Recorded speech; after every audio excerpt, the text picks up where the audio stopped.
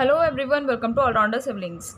आज हम करेंगे history ICSE board class 8 chapter number 7 the great uprising of 1857। ये चैप्टर का फर्स्ट पार्ट ऑलरेडी अपलोड हो चुका है, अबाउट 1 मंथ हो गया है उसे अपलोड हुए हुए। नेक्स्ट पार्ट में नहीं डाल पाई थी due to some reasons, but अब हम जैसे कि कल भी हमने बहुत लेक्चर्स डाले हैं, 2 लेक्चर्स डाले थे, तो अब हम अपने लेक्चर्स कंटिन्यू करने वाले हैं और जल्दी हम सारा सिलेबस कंप्लीट करेंगे। आपको कुछ और कंटेंट चाहिए तो आप हमें कमेंट सेक्शन में बोल सकते हैं। तो ग्रेट अपराइजिंग ऑफ 1857 का फर्स्ट पार्ट हमने कंप्लीट कर लिया था कि ग्रेट अपराइजिंग जो 1857 में जो युद्ध हुआ था उसका पॉलिटिकल कॉजेज़ क्या थे, किस वजह से हुआ, इकोनॉमिक कॉजेज़ पढ़े थे, फिर सोशियो एंड रिलीजियस कॉजेज़ पढ़े, मिलिट्री कॉजेज़ क्या थे, ये सभी हमने कंप्लीट किए थे।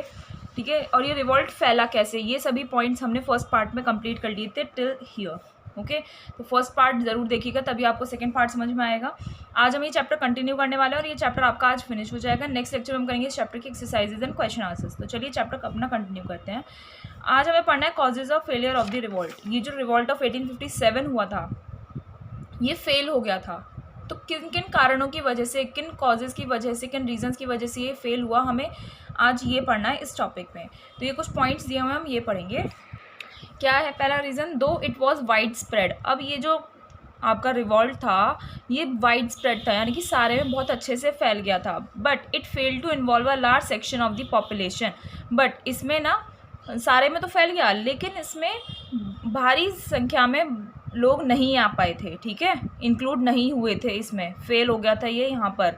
And different areas of the country, और कंट्री के जो डिफरेंट एरियाज़ हैं वो इस रिवॉल्ट में इंक्लूड नहीं हुए थे। It could not take the shape of an all India struggle. तो ये जो आपका रिवॉल्ट था ये ऑल इंडिया स्ट्रगल नहीं बन पाया था। ठीक है, क्यों नहीं बन पाया? क्योंकि बहुत सारे लोग यहाँ पर उसमें इंक्लूड नहीं किए गए। बहुत सारे एरियाज़ जो हैं कंट्री के वो इसमें इंक्लूड नहीं किए गए थे इस रिवॉल्ट में, इसीलिए ये पहला रीज़न है किस वजह से ये फेल हुआ था। इस रिवॉल्ट ने ऑल इंडिया स्ट्रगल का एक शेप नहीं लिया था। Important rulers like Scindia, Holkar, Raja of Jodhpur did not join the revolt. कुछ महत्वपूर्ण राजा थे उस टाइम के, जैसे सिंधिया, होलकर, जोधपुर के राजा, उन्होंने इस रिवॉल्ट को, इस युद्ध को, इस विद्रोह को नहीं ज्वाइन किया था। इंस्टीड इसकी वजह उन्होंने क्या किया? They supported the British. उन्होंने अंग्रेज़ों का साथ दिया इन राजाओं ने। Many soldiers remained loyal to the British. बहुत सारे जो सोल्जर्स थे ना, जो भारतीय सेना थी, वो ब्रिटिशर्स के लिए क्या रही? लॉयल रही, वफादार रही। उन्होंने ब्रिटिशर्स का ही साथ दिया। सिख, राजपूत, गुरखा बटालियंस, ये सभी। A large number of zamindars supported the British rule to suppress the revolt. बहुत सारे ज़मींदारों ने भी ब्रिटिश का जो शासन था उसे सपोर्ट किया, ताकि उस रिवॉल्ट को, उस विद्रोह को सप्रेस किया जा सके, यानी कि दबाया जा सके, ख़त्म करवाया जा सके। दूसरा रीज़न हो गया। थर्ड रीजन क्या दिया हुआ है? The British soldiers were well equipped with modern weapons than the Indian soldiers who fought with the outdated weapons. जो अंग्रेज़ों की सेना थी वो बहुत ही वेल इक्विप्ड और मॉडर्न वेपन्स के साथ युद्ध कर रही थी, जबकि इंडियन सोल्जर्स जो थे, जो भारतीय सेना थी, उनके पास आउटडेटेड वेपन्स थे। ठीक है, फैशन आउटडेट जिसे बोलते हैं, तो ऐसे वेपन्स थे। इसी वजह से भी ये फेल हुआ था आपका revolt. The revolutionaries did not have enough resources for their struggle. Revolutionaries जो थे, जो विद्रोही, जो क्रांतिकारी थे, उनके पास इतने संसाधन नहीं थे कि वो अपना स्ट्रगल, अपना ये युद्ध लड़ सकें। The British were financially and militarily stronger. और जो अंग्रेज़ थे वो फाइनेंशियली, यानी कि धन दौलत पैसे से भी, और मिलिट्रीली यानी कि सेना वगैरह से भी भरपूर थे, स्ट्रॉन्ग थे, जबकि इंडियंस नहीं थे। तो ये भी एक कारण था। The revolt was not planned and organise. Revolt जो इंडियन की तरफ से था वो प्लान्ड नहीं था, ना ही किसी एक ऑर्गेनाइजेशन भी नहीं था, उसमें ऑर्गेनाइज तरीके से प्लानिंग के थ्रू नहीं किया गया था, इसलिए भी ये फेल हुआ। अब अगर आपको कोई बड़ी चीज़ करनी है तो उसकी प्लानिंग करनी पड़ती है ना, तभी तो कोई चीज़ सक्सेसफुल होती है। उन्होंने प्लानिंग नहीं की, एक ऑर्गेनाइज वे नहीं था कि पहले हमें ये करना है या ये करना है, तो इसी वजह से ये फेल हुआ। The rebels did not have common plans of military actions और सेंट्रलाइज्ड लीडरशिप। जो रिबेल्स थे, जो विद्रोही थे, ठीक है, उनके पास उनका कोई कॉमन प्लान नहीं था कि उनका मिलिट्री एक्शन कैसा होगा या लीडरशिप कैसी होगी। The revolt was uncoordinated in different parts of the country, यानी कि कंट्री के किसी पार्ट में किसी तरह का कोऑर्डिनेशन हो रहा है, कंट्री के किसी पार्ट में कुछ बात चल रही है, तो इनमें कोई कोऑर्डिनेशन नहीं था। तो ये कुछ कारण थे कि इन वजह से क्या हुआ? रिवॉल्ट आपका फेल हुआ था। आई होप आपको कॉजेज समझ में आ गए हैं। अब हमें रिजल्ट्स देखने हैं। ठीक है, हमने कारण तो पढ़ लिए कि किस किस वजह से ये फेल हुआ, बट इस रिवॉल्ट के कुछ इफेक्ट्स पड़े। वो क्या इफेक्ट्स पड़े वो हम यहाँ पर पढ़ेंगे। दो the revolt was not successful. अब ये रिवॉल्ट सक्सेसफुल तो नहीं था। It was a turning point in the history of India. तो ये एक बहुत ही बड़ा बदलाव वाला पॉइंट बना इंडिया के इतिहास में। It shook the British administration in India. इसकी वजह से, इस रिवॉल्ट की वजह से भारत में जो अंग्रेज़ों का शासन चल रहा था वो हिल जाता है, यानी कि डर जाते हैं वो लोग। It also brought to the forefront Hindu Muslim unity. और इसी रिवॉल्ट की वजह से हिंदू मुस्लिम एक हुए थे, ठीक है। हिंदू मुस्लिम एकता दिखाकर यूनाइट होकर सामने आए थे। तो क्या क्या रिजल्ट्स रहा है? It ushered in the end of the east India companies rule. इस रिवॉल्ट की वजह से जो ईस्ट इंडिया कंपनी का रूल था ना, वो एंड हो जाता है, ठीक है। क्या हो जाता है? ख़त्म हो जाता है ईस्ट इंडिया कंपनी का शासन। आगे क्या बोल रहे हैं? India now came under the direct rule of the British parliament and the queen of England. अब इंग्लिश ईस्ट इंडिया कंपनी का तो ख़त्म हो गया था शासन, तो भारत जो था वो डायरेक्ट रूल के अंदर आ जाता है। किसके? ब्रिटिश पार्लियामेंट के, और इंग्लैंड की जो रानी थी उनके अंडर भारत का कंट्रोल आ जाता है। Queen's proclamation was issued which stated that the welfare of Indian people would be looked after. Queen का प्रोक्लेमेशन आता है। प्रोक्लेमेशन यानी टू डिक्लेयर समथिंग ऑफिशियली, किसी चीज़ को ऑफिशियली क्या कर देना? घोषित कर देना।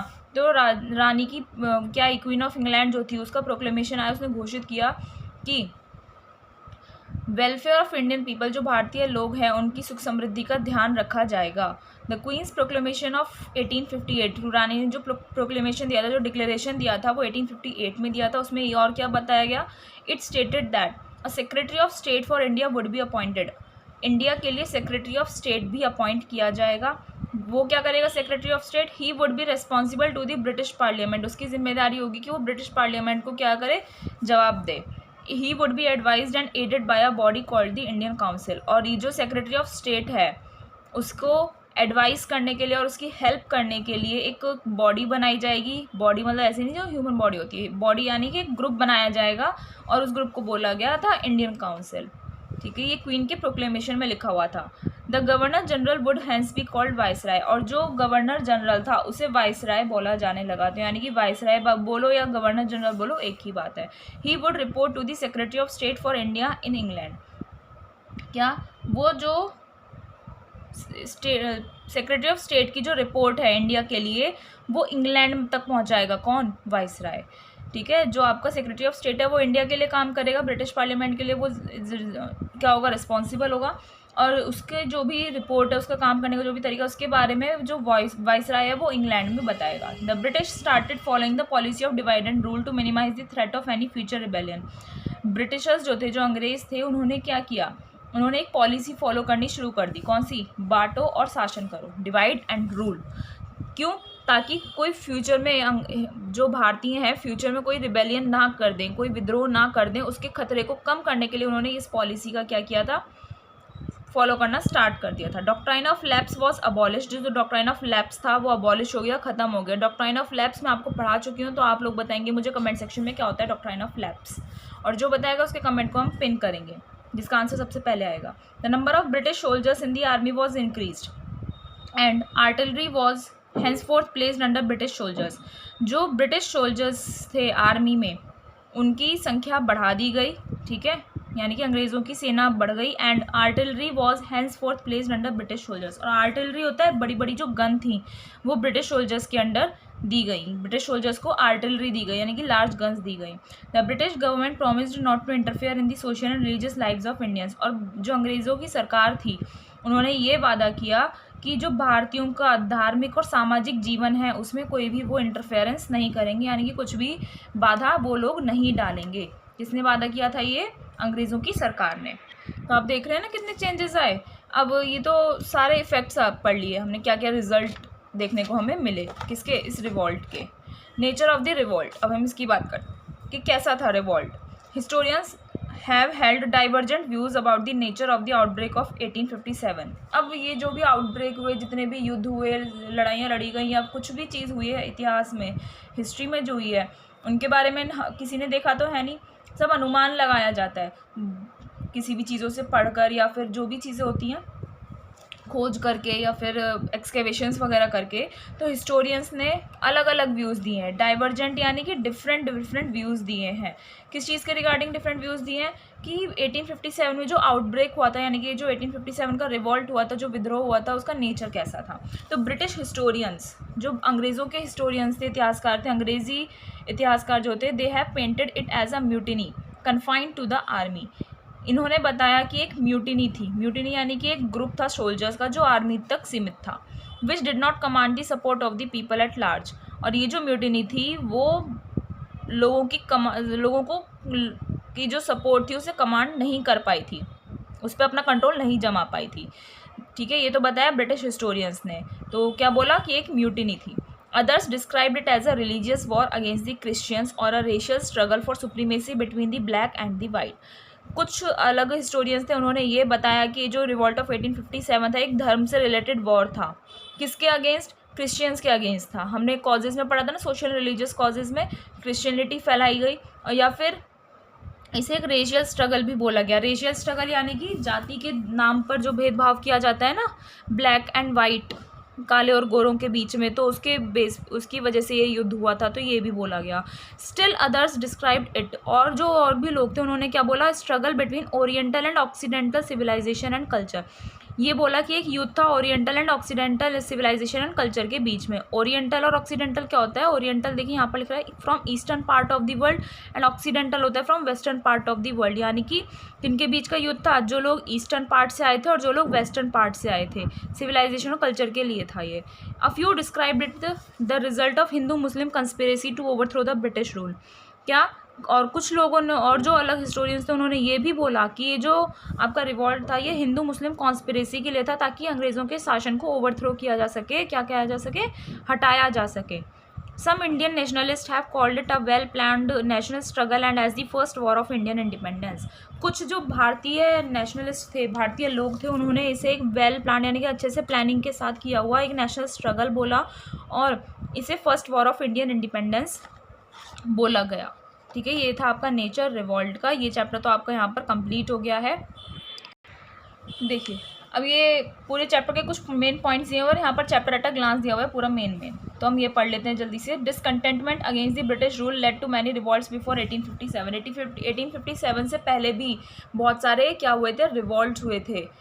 क्यों हुए थे? क्योंकि अंग्रेज़ों के शासन से वो लोग डिसकंटेंट थे, यानी कि नाराज़ थे। कौन? भारतीय। Most important was the revolt और द ग्रेट अपराइजिंग ऑफ 1857। तो जो 1857 से पहले जितने भी युद्ध हुए उनमें सबसे ज़्यादा इंपॉर्टेंट था रिवॉल्ट या फिर great uprising of 1857। Lower salary and status, serving overseas, discrimination were major military causes of sepoy revolt. जो सिपॉय रिवॉल्ट हुआ था उसके मेन कॉजेज़ क्या थे? Major military causes. सिपॉय यानी कि जो ग्रुप होता है सोल्जर्स का, तो उनके मेन कॉजेज़ क्या थे जो उन्होंने रिवॉल्ट किया था? सैलरी कम दी गई थी, स्टेटस उनका लो था, ओवरसीज़ उन्हें ट्रांसफ़र कर दिया जाता था, और डिस्क्रिमिनेशन होता था उनमें। तो इस वजह से क्या हुआ? ये सिपॉय रिवॉल्ट हुआ था। Use of greased cartridges was the immediate cause. अब इसका इमीडिएट कॉज क्या था? इमीडिएट यानी जो तुरंत, जिसकी वजह से ये फैला ज़्यादा। ग्रीस्ड कार्ट्रिजेस, ठीक है, यानी कि कार्ट्रिजेस जिसमें गन वगैरह के सामान रखा गया था ना, उनमें ये अफवाह फैल गई थी उस टाइम पर। अफवाह फैल गई या जो भी था कि वो बीफ से, और जो पॉर्क होता है ना, जो मीट होता है, उससे उसे ग्रीजिंग की गई है। तो उन्हें क्या करना होता था? सोल्जर्स को उसे मुँह से बाइट करना पड़ता था कार्ट्रिजेस को, उसे फाड़ने के लिए या खोलने के लिए। तो उनके धर्म पर इफेक्ट पड़ता था। Revolt started in Meerut and spread to central India. और ये जो रिवॉल्ट था मेरठ से शुरू होता है, पूरे सेंट्रल इंडिया तक फैल जाता है। रिवॉल्ट फेल हो जाता है because British army was more organised, better equipped. ये रिवॉल्ट फेल हो जाता है क्योंकि अंग्रेज़ों की जो सेना थी वो बहुत ज़्यादा ऑर्गेनाइज थी, अच्छे खासे उनके पास हथियार थे। Indian masses did not join revolt, और इंडियन मासेस यानी कि बहुत ज़्यादा लोगों ने इस रिवॉल्ट को ज्वाइन नहीं किया था। क्वींस प्रोक्लेमेशन, इसमें क्या हुआ था? India came under direct rule of British parliament and queen after 1858। 1858 के बाद जो इंडिया था वो ब्रिटिश पार्लियामेंट के डायरेक्ट शासन में आ जाता है और रानी के शासन में आ जाता है। रानी कहाँ की थी? आपकी इंग्लैंड की थी। ठीक है, अब देखिए यहाँ पर आपको चैप्टर एट अ ग्लांस में तो पूरा चैप्टर का शॉर्ट में दिया हुआ है। तो जो रिवॉल्ट ऑफ 1857 हुआ था, इसके सोशल एंड रिलीजियस कॉजेज़ क्या थे? सामाजिक और धार्मिक कारण क्या थे? Work of missionaries created fear of conversion. Work of missionaries होती हैं वो ग्रुप जो अपने धर्म को फैलाने के लिए दूसरे देशों में जाते हैं, दूसरे शहरों में जाते हैं। तो उनके वजह से धर्म बदलने का डर उनके अंदर बैठ गया था, भारतीयों के अंदर, है ना। क्रिश्चियन धर्म वगैरह के लोग आने लगे, मिशनरीज आने लगी बहुत ज़्यादा, तो लोगों में कन्वर्जन का फियर फैल गया। कि उन्हें अपना धर्म बदलना पड़ेगा। Reforms introduced by British created suspicion in minds of Indians as they felt that they were interfering with their religion and society. अब ब्रिटिशर्स ने बहुत सारे रिफॉर्म्स लाए, बहुत सारे अलग अलग चेंजेस लाए, जिसकी वजह से भारतीयों के दिमाग में, माइंड में एक शक पैदा हो गया और उन्हें ऐसा लगने लगा कि ये जो अंग्रेज़ हैं वो उनके धार्मिक और सामाजिक जीवन से क्या कर रहे हैं, खिलवाड़ कर रहे हैं, भेदभाव कर रहे हैं, इंटरफेयर कर रहे हैं, बाधा डाल रहे हैं। ठीक है, रेशियल डिस्क्रिमिनेशन, वेस्टर्न एजुकेशन, ये सभी उन पर थोपे जाने लगे। तो ये कारण थे जिन वजह से आपका ये रिवॉल्ट ऑफ 1857 हुआ था। इकोनॉमिक कॉजेज़ की बात करें, ट्रेडिशनल इंडियन इकोनॉमी डिसरप्टेड, जो हमारी भारत की जो इकोनॉमी थी वो डिसरप्ट हो गई थी। Land revenue systems introduced by the British created a new set of landlords. अब अंग्रेज़ों ने लैंड रेवेन्यू सिस्टम लाए थे, वो रियॉटबॉडी और बाकी जो सिस्टम्स हमने पढ़े थे उसकी वजह से क्या हुआ, एक नया सेट बन गया था लैंडलॉर्ड्स का। पीजेंट्स क्या हो गए थे, माइजरेबल यानी कि गरीब हो गए थे। लैंड कुड बी कॉन्फिस्केटेड यानी कि लैंड को क्या कर लिया जाता था, जब्त कर लिया जाता था। And taxes to be paid in cash, और ये कह दिया कि टैक्सेस जो है वो कैश में पे करने पड़ेंगे। लेकिन इससे पहले क्या था, अब तो कैश में पे करने को बोल दिया, उससे पहले ये था कि उनके पास जो भी चीज़ें धन संपत्ति हो वो लोग दे देते थे। इंडिजीनियस इंडस्ट्रीज डिस्ट्रॉयड अनएम्प्लॉयमेंट, क्या जो इंडस्ट्रीज़ थी वो डिस्ट्रॉय कर दी गई, जिससे अनएम्प्लॉयमेंट फैल गया, बेरोज़गारी फैल गई। इंडिजिनस यानी भारतीय जो थी आपकी इंडस्ट्रीज़। फिर पॉलिटिकल कॉजेज़ की बात करें, British policy of doctrine of lapse, doctrine of lapse की जो पॉलिसी आई थी डलहौजी ने जो दी थी। Annexation led to discontentment among rulers में क्या हो गया, बहुत ज़्यादा युद्ध होने शुरू हो गए थे। ब्रिटिश डिसरिगार्ड फॉर ट्रीटीज़, और ब्रिटिशर्स ने ट्रीटी यानी कि कोई एग्रीमेंट साइन करने के लिए भी मना कर दिया था। तो इन सभी कॉजेज़ की वजह से क्या हुआ, ये आपका युद्ध हुआ था, रिवॉल्ट ऑफ 1857। अब इसका फेलियर किस वजह से फेल हुआ, revolt failed why, British were better equipped and more organised. अभी बड़ा अंग्रेज़ों के पास अच्छे और मॉडर्न, अच्छे से बने हुए क्या थे, हथियार थे। Indian masses not involve in this struggle, Indian masses यानी कि बहुत सारे लोग स्ट्रगल में इन्वॉल्व ही नहीं हुए थे। कुछ रूलर्स और सिपॉइज थे जिन्होंने ब्रिटिशर्स को ही सपोर्ट किया था, जैसे सिंधिया, होलकर है ना, राजा ऑफ जोधपुर, ये सब। लैक ऑफ प्लानिंग और लीडरशिप, और उनके पास कोई प्लानिंग नहीं थी, अच्छी खासी लीडरशिप नहीं थी। तो इन्हीं वजह से क्या हुआ, ये रिवॉल्ट ऑफ 1857 आपका फेल हो गया था। सो गाइज़, ये चैप्टर आपका यहाँ पर कंप्लीट हो गया। आई होप आप सभी को वो चैप्टर अच्छे से पूरा समझ में आ गया है। नेक्स्ट लेक्चर में मिलेंगे जिसमें हम करेंगे चैप्टर की exercises and question answers, and उससे नेक्स्ट लेक्चर में हम न्यू चैप्टर स्टार्ट करेंगे। हमारे साथ जुड़े रहिए, सपोर्ट करते रहिए, ज़्यादा से ज़्यादा शेयर कीजिए अपने फ्रेंड्स क्लासमेट्स के साथ ताकि उन्हें भी बेनिफिट्स मिल सके। मिलते हैं नेक्स्ट लेक्चर में। Thank you.